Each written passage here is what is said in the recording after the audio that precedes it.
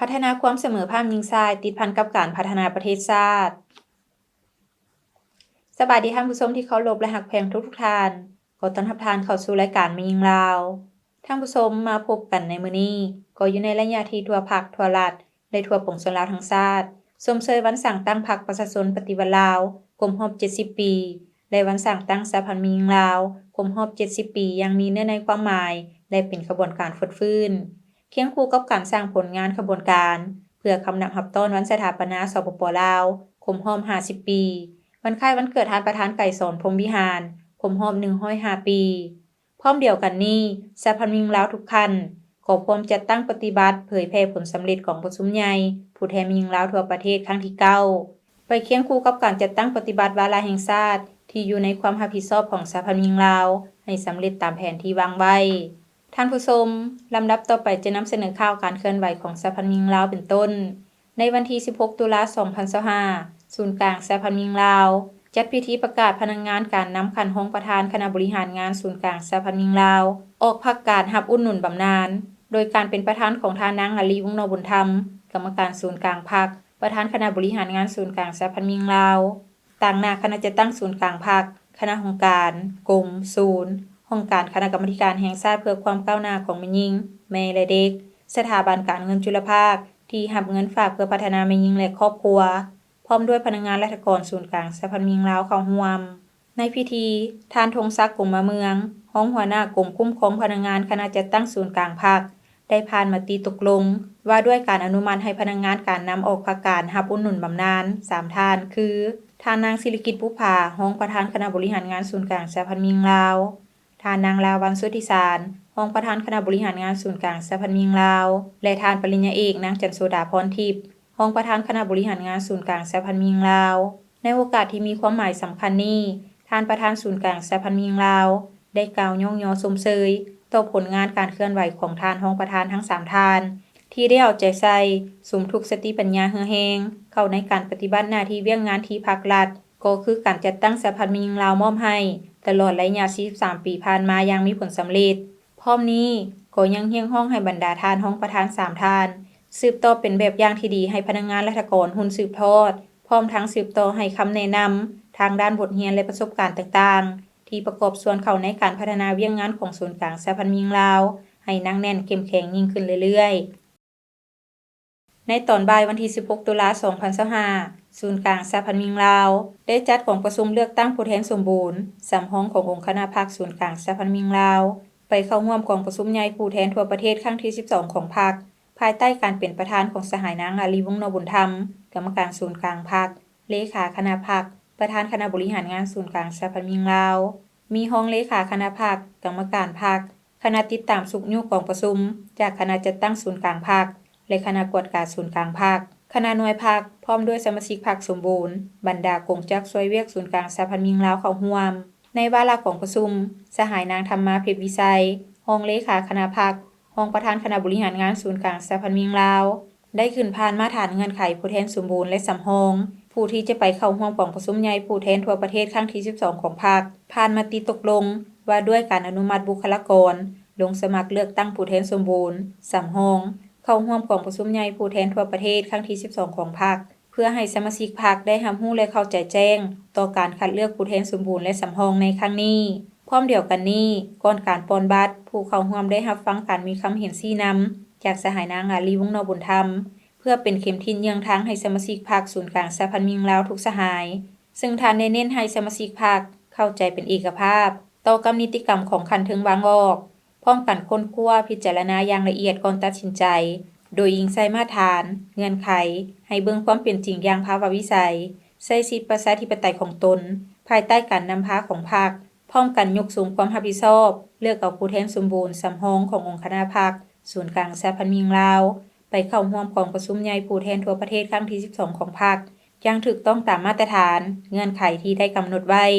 โอกาสนี้ผู้แทนสมบูรณ์ได้ใช้สิทธิประชาธิปไตยปอนบัตรคัดเลือกเอาผู้แทนสมบูรณ์และสำรองเข้าร่วมกองประชุมใหญ่ผู้แทนทั่วประเทศครั้งที่12ของพรรคซึ่งเลือกได้ผู้แทนสมบูรณ์จำนวน5สหายและสำรอง1สหายกองประชุมใหญ่หน่วยพังหักฐานกลุ่มกวดการศูนย์กลางสหพันธ์แม่หญิงลาวครั้งที่4ได้จัดขึ้นในวันที่9 ตุลาคม 2025 โดยการเป็นประธานของสหายนางขันคำเสียมพรกรรมการหน่วยพังหักฐานขมกวดกา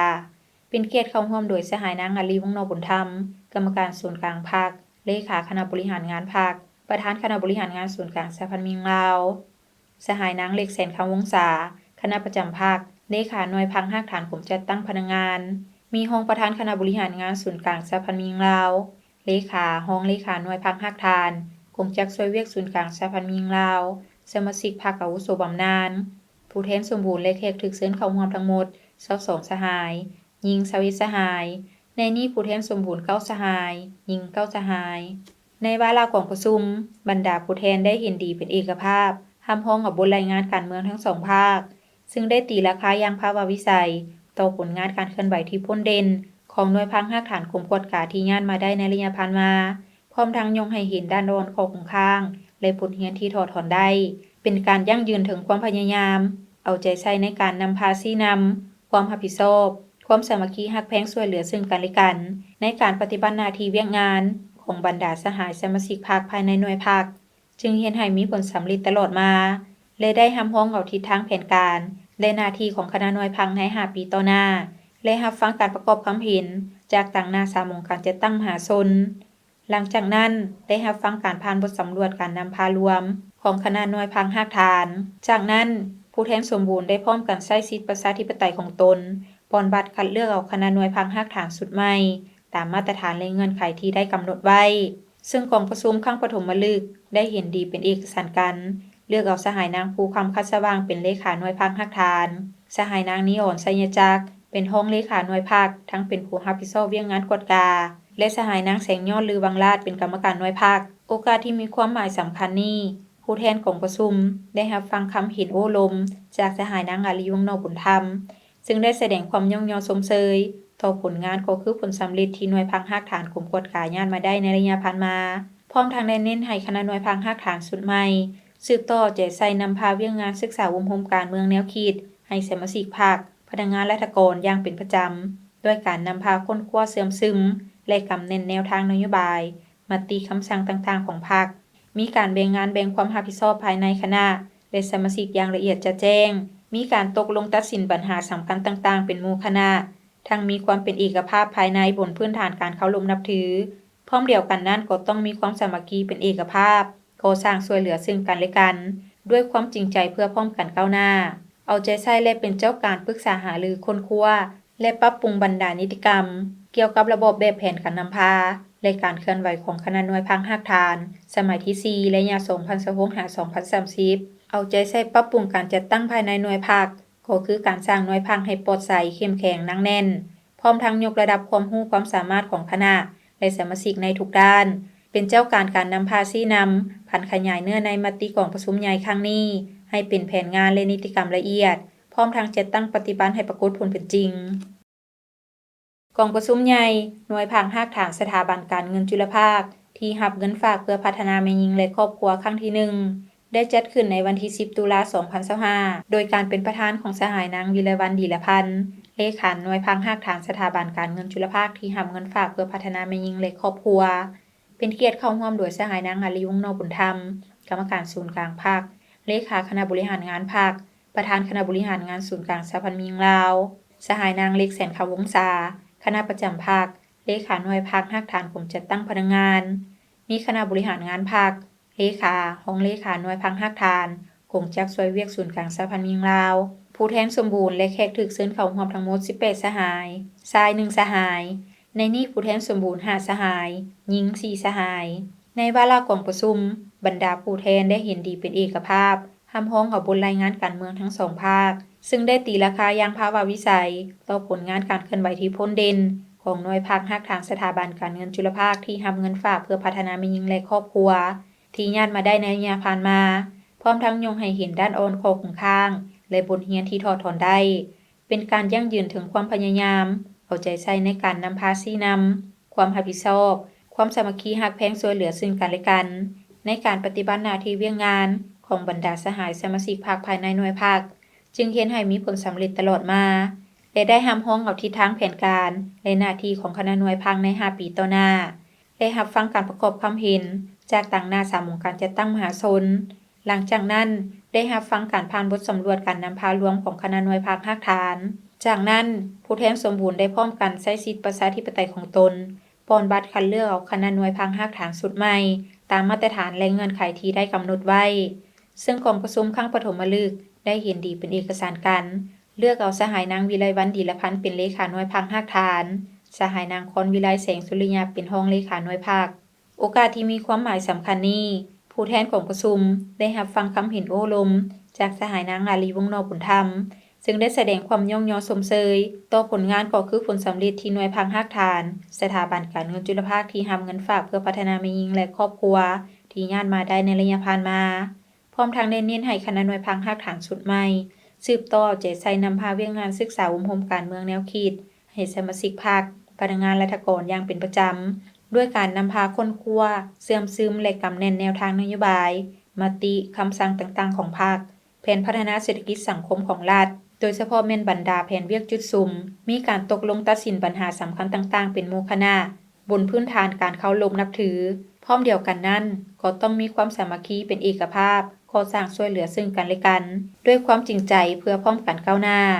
เป็นเจ้าการนำพาชี้นำผันขยายเนื้อในมติของประชุมใหญ่ครั้งนี้ให้เป็นแผนงานและนิติกรรมละเอียดพร้อมทางจัดตั้งปฏิบัติให้ปรากฏผลเป็นจริงกองประชุมสัมมนาความรู้พื้นฐานการหันเป็นดิจิตอลให้กับพนักงานศูนย์กลางสหพันธ์หญิงลาวได้จัดขึ้นในระหว่างวันที่ 15-17 ตุลาคม 2025 ที่ศูนย์อมโฮมหญิงลาวโดยการเป็นประธานกล่าวปิดของทานนางอาลีวงศ์นอบุญธรรมประธานคณะบริหารงานศูนย์กลางสหพันธ์หญิงลาว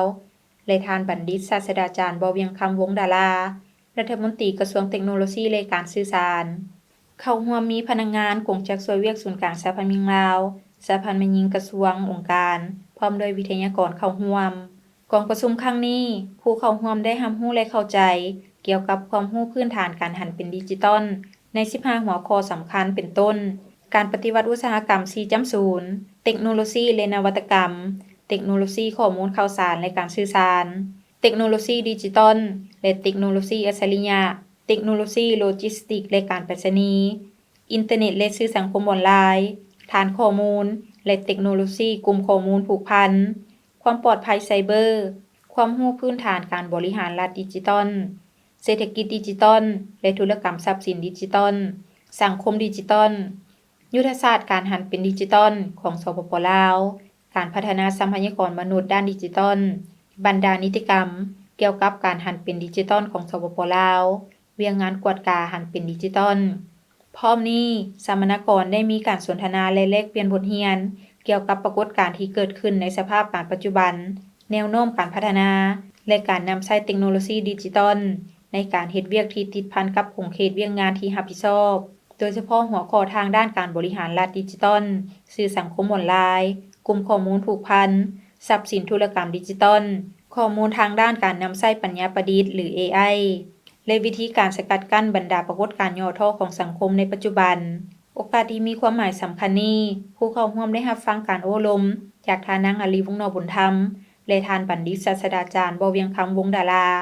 ซึ่งทั้งสองทานได้ย่องยอชมเชยต่อการจัดของประชุมครั้งนี้และตีราคาสูงต่อความรับผิดชอบในอนาคตที่จะร่วมกันวางแผนสร้างเป็นแผนงานละเอียดเกี่ยวกับการหันเป็นทันสมัยเพื่อเชื่อมจอดกันทางด้านข้อมูลข่าวสารที่เป็นประโยชน์ของศูนย์กลางสหพันธ์หญิงลาวพร้อมเอาใจใส่ลงลึกประสานงานและขอการร่วมมือกับกระทรวงเทคโนโลยีและการสื่อสารเพื่อสร้างโปรแกรมเก็บกำข้อมูลขึ้นเพื่อรับใช้เวียงงานพัฒนาแม่หญิงแต่ละขั้นในขอบเขตทั่วประเทศให้ปรากฏผลเป็นจริงที่ท่านได้รับชมผ่านไปนั้นก็แม่นข่าวการเคลื่อนไหวของสหพันธ์หญิงลาวท่านผู้ชมจากนี้พักผ่อนกันก่อนแล้วจึงกลับเข้ามาในระยะถัดไปของทางรายการการใช้ความรุนแรงต่อแม่หญิงบ่แม่นปัญหาเล็กน้อยแต่เป็นสิ่งที่ทุกคนควรแก้ไขมันแม่นปัญหาของสังคมบ่แม่นปัญหาของบุคคลร่วมแรงร่วมใจแก้ไขทุกรูปแบบการใช้ความรุนแรงต่อแม่หญิงความรุนแรงต่อแม่หญิงสามารถเกิดขึ้นได้ทุกบอนทุกเวลาและกับทุกๆคนในสังคมบ่ว่าจะเป็นคนหังคนทุกข์การศึกษาสูงหรือต่ำทุกสาขาวิชาอาชีพความรุนแรงต่อแม่หญิงมี4ประเภทดังนี้ความรุนแรงต่อร่างกายความรุนแรงต่อจิตใจความรุนแรงทางเพศความรุนแรงต่อทรัพย์สินหรือเศรษฐกิจท ถ้าท่านพบเห็นภัยที่ต้องการความช่วยเหลือท่านสามารถรายงานต่อบรรดาการจัดตั้งที่เกี่ยวข้องอิงตามมาตรฐานการดำเนินงานการปกป้องและการบริการช่วยเหลือทางด้านสังคมแก่แม่หญิงและเด็กหญิงที่ถูกความรุนแรงในสปป.ลาวการปกป้องและการช่วยเหลืออันจำเป็นแก่ผู้ถูกก่อร้ายประกอบมี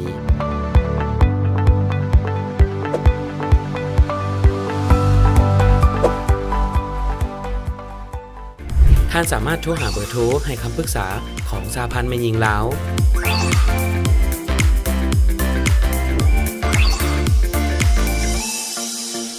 และสายด่วนศูนย์กลางสหพันธ์แม่หญิงลาว1362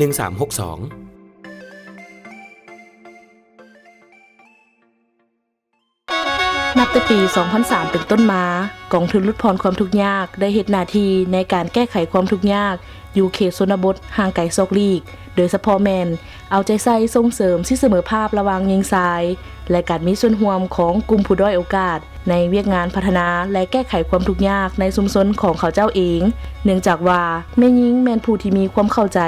สภาพชีวิตการเป็นอยู่ในครอบครัวก็คือชุมชนหลายกว่าผู้ชายเพราะว่าแม่หญิงเป็นผู้แบกหาบภาระครอบครัวในแต่ละวันว่ารวมแล้วแม่หญิงเป็นผู้เบิ่งแยงและเอาใจใส่ชีวิตการเป็นอยู่ของสมาชิกในครอบครัวเกือบทั้งหมดก็เพื่อให้สมาชิกในครอบครัว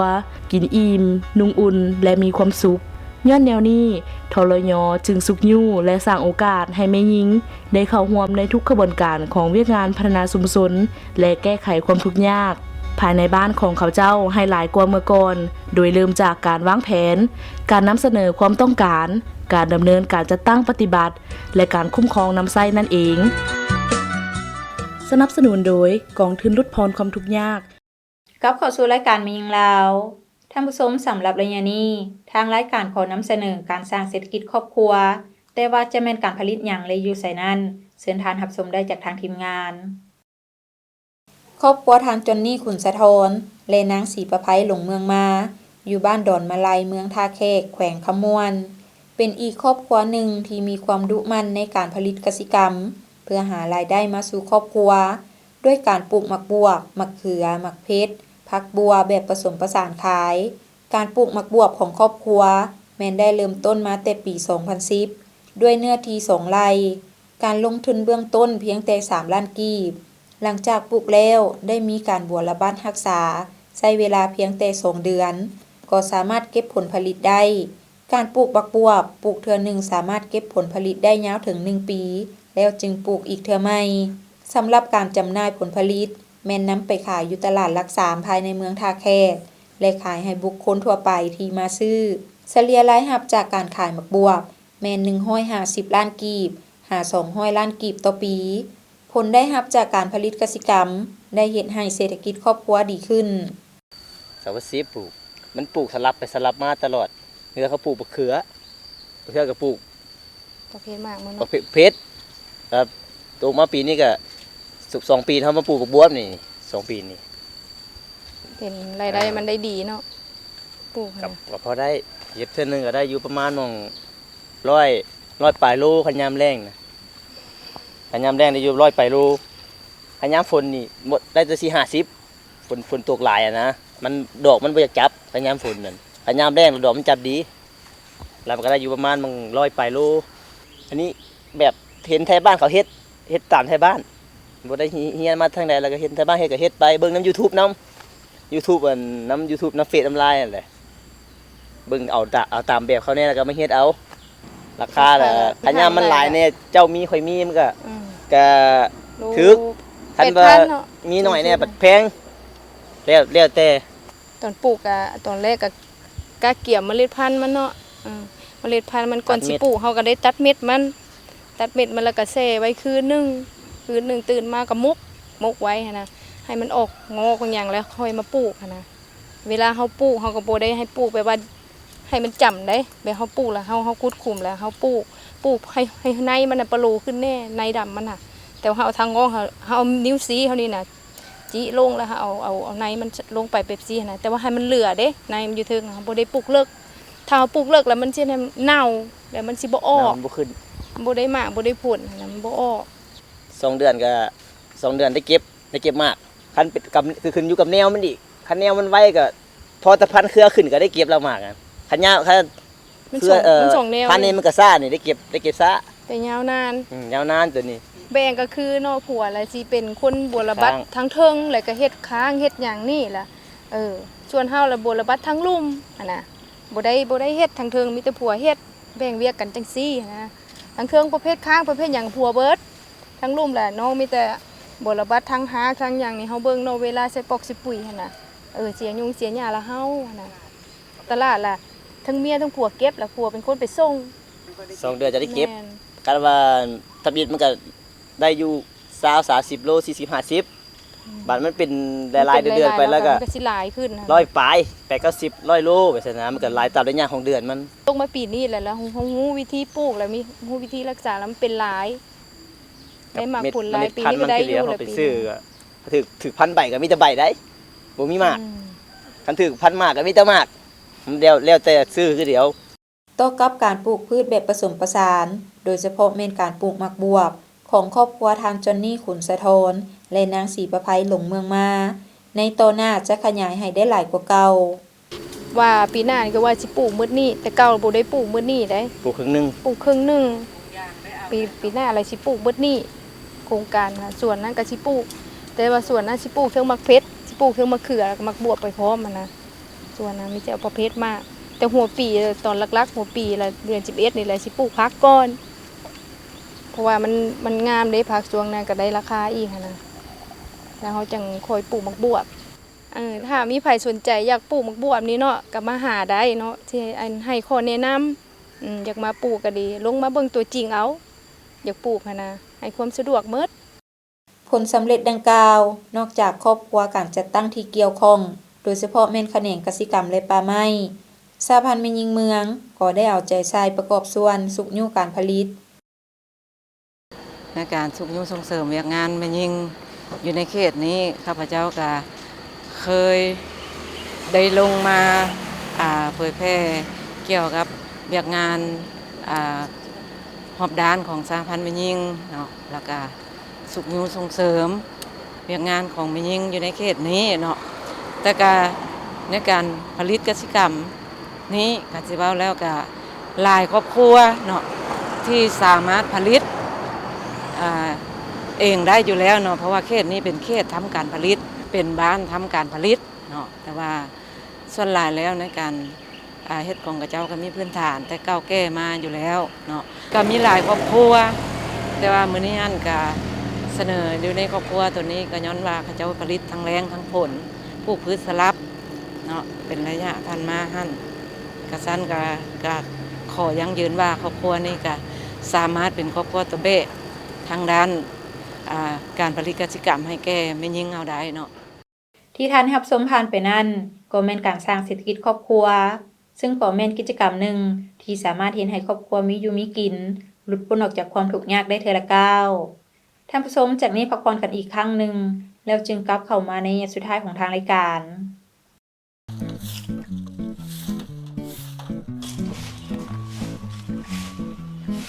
สบายดีพ่อตู้ โอ้สบายดีเป็นอะไรร้านไปโรงเรียนได้เรียนหยังได้แล้วมื้อนี้ มื้อนี้หลานได้เรียนวิชาโลกออมตัวสาวครูเว้าเรื่องหาปอสู่ฟังพ่อตู้ฮู้บ่หาปอมีหยังแด ก็ฮู้แท้ละเนาะหาปอละละ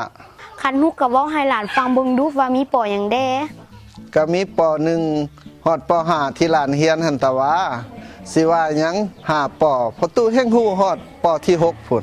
ปอหยังอีกปอที่6หั่น ป.ที่6ปอแม่ตู้จมปกมื้อเช้าหั่นเด้ พ่อตู้เอ๋ยมันบ่แม่นที่พ่อตู้เอามาหั่นนะสาวครูว่าหาปอมีปอที่1แม่นปอปิดฝาภาชนะที่เก็บน้ำในเฮือนบ่ให้มียุงลายเข้าไปไข่ใส่ปอที่2แม่นปอเปลี่ยนน้ำและพัดถูภาชนะเส้นเต้าดอกไม้น้ำห้องตีนตู้ฐานห้องจอกน้ำปอที่3แม่นปอปล่อยป่าหางนกยุงเพื่อไปกินนอนน้ำปอที่4แม่นปอปรับปรุงบ่ให้น้ำค้างขังกระโปะกระป๋องอย่างตีรถเก่า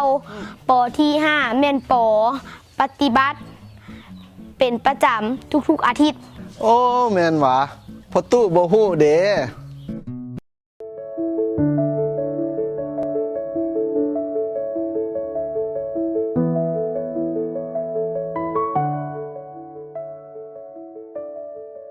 โอ้ยเลิกเวลาอันน้อยไปดื่มต่อบ่ไปนั่งดื่มต่อจักหน่อยบ่ ออกไปซะอีก บนเก่าหั่นล่ะบนเก่าเมื่อวานนี้ละ มีผู้สาวเห็นบ่บ่อยากไป บ่เพราะพอดียังบ่อยากกลับนะเพราะว่าเมื่อวานนี้ไปกินเมาแล้วแบบกลับเมืองแล้วมีปากเสียงกับลูกกับเมียหน่อยนึงก็เลยว่า อ่ะ เลยลงไปซุกเพิ่นล้มเพิ่นก็เจ็บหนิดนึงนั่นแหละก็เลยแบบยังบ่อยากกลับรู้สึกผิดนะยังบ่อยากกลับนะ โอ้บ่อยากกลับเฮือนแล้วอยากไปดื่มต่อเพื่อให้มันลืมหั่นว่าโอ้บ่เฮ็ดได้น้องเอ้ยแนวนั้นบ่เฮ็ดได้อยากแนะนำน้องแนวนี้ การใช้ความรุนแรงกับครอบครัวกับลูกกับเมียน่ะมันผิดกฎหมายเด้น้องเอ้ยแนะนำน้องนี่นะ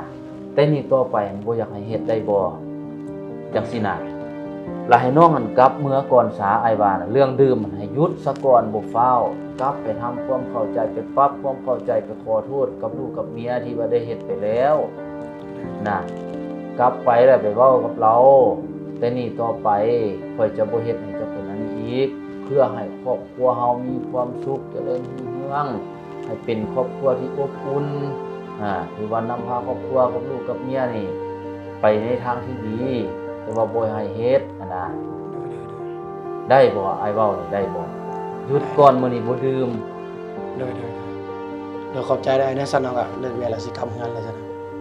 กลับไปซะน้องกลับไปซะ เด้อโอเคขอบใจได้เด้อ โอ้เอากลับ กลับ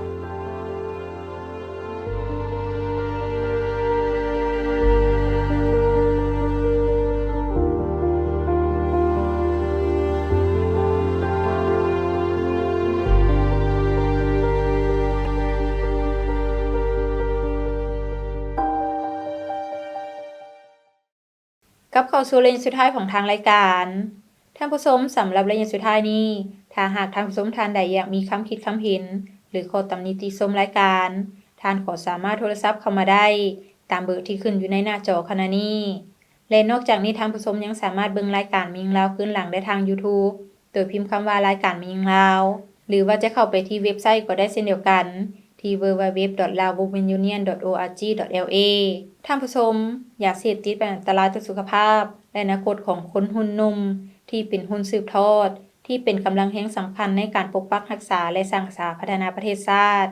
ดังนั้นพวกเราทุกคนจงร่วมแรงร่วมใจกันต้านและสกัดกั้นปัญหายาเสพติดให้หมดไปจากสังคมลาวท่านผู้ชมมาฮอดนี้เวลาของทางรายการก็หมดลงแล้วผู้ดำเนินรายการพร้อมด้วยทีมงานรายการมียิงลาวขอลาท่านผู้ชมไปก่อนพบกันใหม่ในมื้อหน้าสำหรับมื้อนี้ขอขอบใจสบายดี